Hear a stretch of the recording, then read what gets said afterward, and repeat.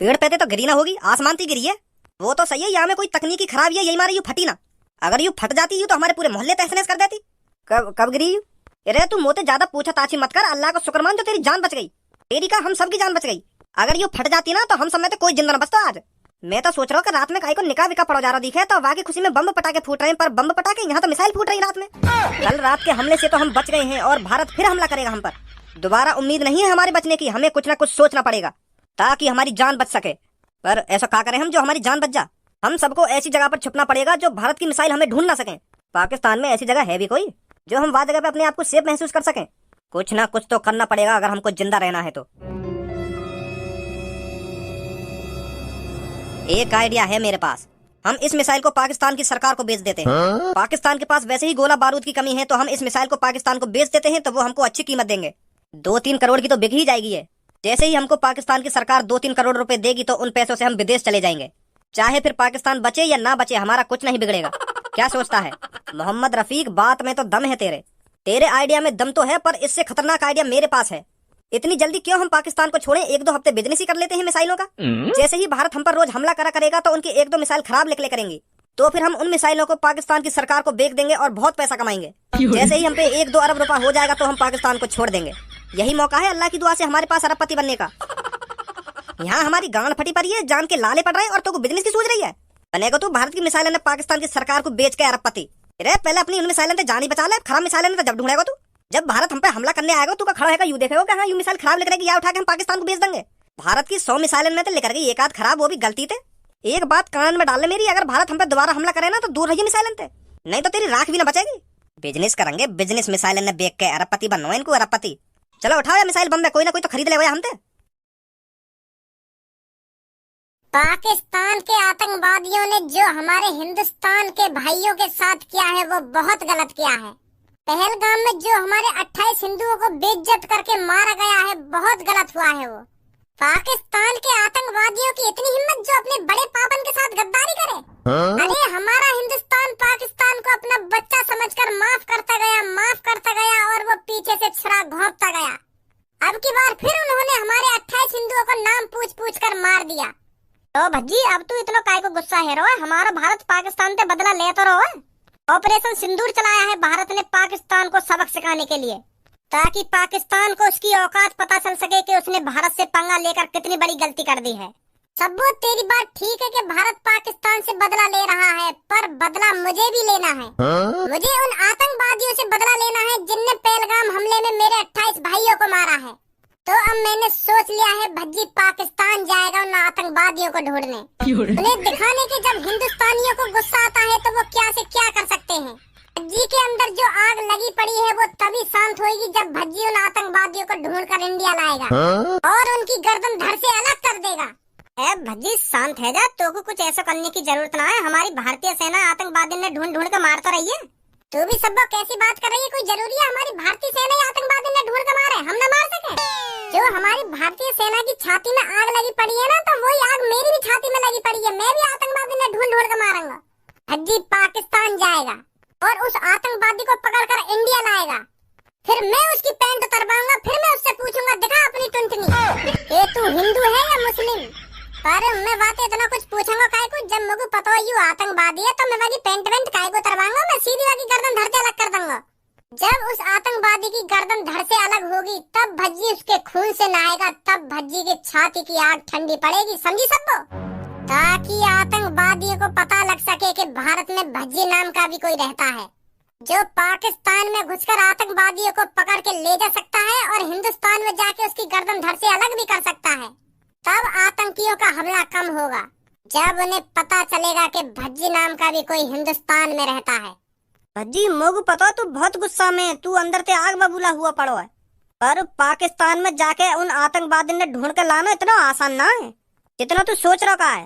पहली बात तो पाकिस्तान में घुसना इतना आसान ना है। अगर तू बाई चांस कहीं ना कहीं पाकिस्तान में घुस भी गया तो वहाँ पे आना नामुमकिन है, नामुमकिन। तो पाकिस्तान की सेना ही मार देगी, तो वापस आन दे रही है फिर पाकिस्तान की सेना, तो आतंकवादी समझ के मार देगी वो। भज्जी को मारना इतना आसान नहीं है। तुमको तो पता ही है, मैं एक तरफ और 10-15 आदमी एक तरफ, उनकी का भूख भरंगों में जितनी मुंह में ताकत है ना उतनी 10 आदमी में ताकत ना, उन्हें मट्टी में मिला दूंगा मैं। वो वो बात तो तेरी ठीक है भज्जी, पर पाकिस्तान की सेना तोते लात घुसा से थोड़ी लड़ेगी। कैसे के हाथ में बंदूक होएगी, कैसे के हाथ में तोप होएगी, ऐसे लड़ेगी वो तोते। और तेरे हाथ में लौड़ा भी ना होएगा, फिर बता कैसे लड़ लेगा तू उनसे? सही ना कह रहा मैं सबको? हाँ सही कह रहा तू। तुम्हें तो कोई सा सही ना बोल रहा, तुम सबकी गांड फट रही है, यही हमारे मुंह को रोकने की कोशिश कर रहे हो तुम, पर मेरी गांड ना फट रही पाकिस्तान इनते। मैं छाती चौड़ा के पाकिस्तान के अंदर घुसूंगा और छाती चौड़ा के वह आतंकवादी पकड़ के इंडिया में आऊंगा, समझो। जब सनी देओल छाती चौड़ा के अपनी सेटिंग ला सके हिंदुस्तान में, तो मैं वह आतंकवादी ढूंढ के ना ला सकूं? तुम लोग सनी देओल के कम समझ रहे हो। फिल्मी दुनिया में और हकीकत की दुनिया में बहुत अंतर है, समझो। ए सनी देओल ले आया पाकिस्तान से अपनी सेटिंग है इंडिया में, चुप शांत बैठो रे तू घर पे, तुम्हें कुछ करने की जरूरत ना है, समझो। हमारे भारत के जवान सब संभाल लेंगे। भारत के जवान सब संभाल लेंगे, सब संभाल लेंगे, बस भारत के जवानों के भरोसे बैठे रहो तुम। घर पे बैठ के बस तुम बस गोदी मीडिया ही देखते रह करो, जो झूठ पे झूठ बोले जामे, और बस झूठ पे झूठ सुनकर तुम्हारी छाती चौड़ी है जावे कि हाँ उनने वो कर दिया ना उनने वो कर दिया। इंडिया ने लाहौर उड़ा दिया, कि इंडिया ने कराची उड़ा दिया, कि भारत की सेना पाकिस्तान में घुस गई है, पाकिस्तान खत्म कर दिया, और तुम उन खबरों न सुन सुन के छाती चौड़ी करती जाओ अपनी। जब तक मैं पाकिस्तान में न घुसूंगा तब तक कुछ न होने वाला, और मैं पाकिस्तान में घुस के ही मानूंगा, समझे। भज्जी लेगा बदला। मिशन सिंदूर तो चल ही रहा, और वहाँ चला एक और मिशन चलेगा, मिशन भज्जी। हौसला तो बढ़ाना भाई मेरा, कि जा भज्जी तू पाकिस्तान में घुस के ढूंढ के लगा आतंकवादी है, मने कर रहे हैं, मने मनोबल तोड़ रहे हैं मेरा गणफट्टू। ए धनुआ मोह को लगे भज्जी पागल वागल है, वो दिखे कहाँ पे यहाँ में एक संग आग सी लग गई इतनी। तुम जानो तो हतो भज्जी यू अपनी आंखन के सामने गलत हो तो ना देख सके, तो इतनी बड़ी चीज गलत है कि इंडिया में, तो वाह सुन के तो गुस्सा तो आएगी आगू। यही मारे आग बाबूला हेरो के मैं वो आतंकवादी ढूंढ के लाऊंगा पाकिस्तान देना ढूंढ के लाऊंगा। देख जाके आगू कहाँ गयो यू, कहीं पता चले सच में पाकिस्तान पहुंच गयो। पापा मैं यूँ सोच रहा हूँ, मैंने आज तक जितना पैसा कमाया हो वहाँ का बिजनेस में लगा दूं। बिजनेस? किस तरह का बिजनेस? जैसे मॉल है वो या शहर में वैसे है भी ना आसपास मॉल, तो मैं सोच रहा हूँ मॉल खोल लूं। और अगर पापा मेरा मॉल चल गो ना तो बहुत पैसा कमाऊंगा बातें में। हाँ जितना पैसा मैं मॉल में लगाऊंगा ना बातें दुगना तिगना चौगुना कमा लूंगा मैं। हाँ पापा बहुत अच्छी सोच है बेटा तेरी। अगर तेरे को मॉल ही खोलना है तो तेरे को अपने पैसे खर्च करने की क्या जरूरत है, मैं दे दूंगा तेरे को पैसे, जहाँ चाहे वहाँ मॉल खोलियो। ये देश है वीर जवानों का, अलबेलों का, मस्तानों का, मेरे देश के यारों, हाय हाय मेरे देश के यारों क्या कहना, ये देश है दुनिया क्या कहना। पापा तुम्हारा बेटा भज्जी आज एक मिशन पे निकलेगा, तुम मेरे लिए दुआ करो पापा कि तुम्हारा भज्जी उस मिशन को पूरा करके ही लौटे। कौन से मिशन पे चल दिए तुम नवाब, और कौन ने दे दी तुमको मिशन? मोको काय ने मिशन न दिया, मैंने खुद अपने लिए एक मिशन बनाया, वहाँ पूरा करने जा रहा हूँ मैं। कैसा मिशन? जो पापा पहलगाम हमले में हमारे 28 हिंदू मारे गए थे बेइज्जत करके, उनका बदला लेने जाएगा भज्जी पाकिस्तान। उस आतंकवादी को पकड़ने भज्जी पाकिस्तान की सीमा के अंदर जाएगा और उस आतंकवादी को ढूंढकर भारत में लेकर आएगा, ताकि हमारे मोदी जी उस आतंकवादी का स्वागत कर सके, उसे बता सके कि उसने किससे पंगा लिया है। मोदी जी तो बाद में बताएंगे बाबू, पहले मैं बताऊंगा बाबू ने कौन से पंगा लिया है। माधर चौथ की पाकिस्तान की थू छेद तो लाऊंगा मैं। हाँ हिंदुस्तान में तब पता चलेगी बाबू का पूरे पाकिस्तान को पता चलेगी कि हिंदुस्तान के अंदर कितने खतरनाक बालक हैं, और वो जब अपनी सी पर आ जाते हैं तो क्या से क्या कर सकते हैं। जब हमारे हिंदुस्तान की सेना सब कुछ कर रही है तो तुमको पाकिस्तान जाने की क्या जरूरत है? वहाँ हमले को हिंदुस्तान बदला लेता रहो पाकिस्तान से। वो बात तो तुम्हारी ठीक है पापा कि हिंदुस्तान बदला ले रहा है, और वाक़ा का जो मेरे सीने में आग लगी पड़ी है वह कांडा सुन के मेरे अंदर जुनून भरा पड़ा कूट कूट के पाकिस्तान के अंदर जाने को और वह आतंकवादी ढूंढ कर लाने को। वो जुनून तो नहीं मिट्टी में मिल जाएगा और मेरी छाती की आग नहीं बुझ जाएगी अगर मैं पाकिस्तान में गया तो। पापा भज्जी पाकिस्तान जरूर जाएगा और उस आतंकवादी को ढूंढ कर जरूर लाएगा, और पूरे हिंदुस्तान को दिखाएगा कि भज्जी के ये है वो आतंकवादी जिन्होंने पहलगाम हमले में हमारे 28 हिंदुओं को मारा था। अभी ढंगते टट्टी धोनी आवे ना पाकिस्तान में चल दिया आतंकवादी ढूंढने। बात तो ऐसी करेगा जो हमें सुनकर लगे कि हाँ यह काम है भज्जी कर सके। जब हमारे मोदी जी पाकिस्तान के अंदर मिसाइल गिरवा रहे हैं तो पाकिस्तान के अंदर जाने की क्या जरूरत है? मिसाइल तो ये आतंकवादी मर जाएंगे, तो ढूंढ कर लाने की कोई जरूरत ना है। को हमारे मोदी जी है ना सब संभाल लेंगे। मोदी जी तो संभाल ही रहे। पहलगाम हमले में वो 28 लोग नहीं मरे हैं, मेरे 28 भाई मरे हैं, 28 भाई, और उन भाइयों का बदला भज्जी लेना चाहता है भज्जी। इसलिए भज्जी पाकिस्तान के अंदर जाएगा और उस आतंकवादी को ढूंढकर भारत लाएगा, तब उसकी थूत सेकेगा। और जब तक भज्जी पाकिस्तान के अंदर से उस आतंकवादी को ढूंढकर नहीं लाता, तब तक भज्जी शांत नहीं बैठेगा। बड़े भैया, तू ना समझ सके मेरे अंदर की आग है जो मेरे सीने के अंदर जली पड़ी है। तू नहीं समझ सकता उस जोश को जो मेरे अंदर कूट कूट के कह रहा है कि उस आतंकवादी को ढूंढ के ला भज्जी। तुम गणफट्टू लोग कैसे समझ जाएंगे ये बात? मर्द समझ सकता है, सिर्फ मर्द। तुम तो बस घर में बैठ कर टीवी देख सको कि मोदी ने वो करवा दिया, वो करवा दिया। ओए अब तू ज्यादा ना बोल रही है, खड़ा है क्या कुछ? चलो अब तुमसे मैं ज्यादा न बोलूंगा, बस तुम मेरा एक छोटा सा काम कर दो, मोको 2-2.5 करोड़ रुपए दे दो। हाँ जल्दी से।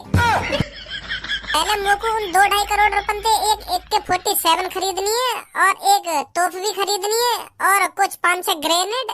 तो बहुत है, स्मोक भी खरीद लूंगा एक आध। कहीं कुछ पाकिस्तान में गड़बड़ है गई मेरे संग तो बम बम तो छोड़ दूंगा, बच के निकलता आऊंगा मैं वहाँ से आतंकवादी पकड़ के। ऐसी बात है पापा? ए पापा, तुम भी इतनी देर तक यहाँ की बकवास सुने जा रहे हो, यूं बकवास करते जा रहे हो और तुम सुनते जा रहे हो। यूं ना दो कान पे लगा में आके दो थूत पे आके अभी पाकिस्तान जाने का भूत उतर जाएगा। यहाँ को मजाक समझ रहे हो? तो पाकिस्तान जाने को मजाक। यहाँ को अभी यूं बात ना पता, पाकिस्तान के अंदर यूं जैसी कदम रखेगा ना तो यहाँ पे बम गोला छूटने चालू है जाएंगे। हाँ यूं पहुंच जाएगा पाकिस्तान में, या बॉर्डर पे राख कर देंगे। अगर तुम्हारे भैया को पाकिस्तान के अंदर जाने को दम ना है तो और कहीं भैया की तो गांड मत फाड़ तू। तो पाकिस्तान के बॉर्डर पे बम गोला छूटने चालू है जाएंगे ना, चालू है जाएंगे। अरे तेरी तरह कमजोर दिल का नहीं है भज्जी। और अब भज्जी ने सोच लिया है तो पाकिस्तान के अंदर जाएगा भी और उस आतंकवादी को पकड़ कर लाएगा भी, समझा? और अब तुम मेरी बात समझ ले, चुपचाप या कमरा के अंदर से बाहर निकल जा, तुमको अभी 2-3 करोड़ रुपए दे दूंगा मैं। ऐसे मत कहो यार पापा, हैं? मैंने बड़ी मुश्किल से तो पाकिस्तान में जाने की प्लानिंग बनाई है और तुम यहाँ सपने पे हैं, पानी फेरे जा रहे हो। हैं? तुम्हें पता है मेरी छाती के अंदर कितनी जोर की आग लगी पड़ी है, कितनी गुस्सा आ रही है मगू बाबा तो सुनकर। जब हमारे 28 भाई मरे हैं, उनका बदला ही तो लेना चाहता है भज्जी। है पापा, दे दो 2-3 करोड़ रुपए।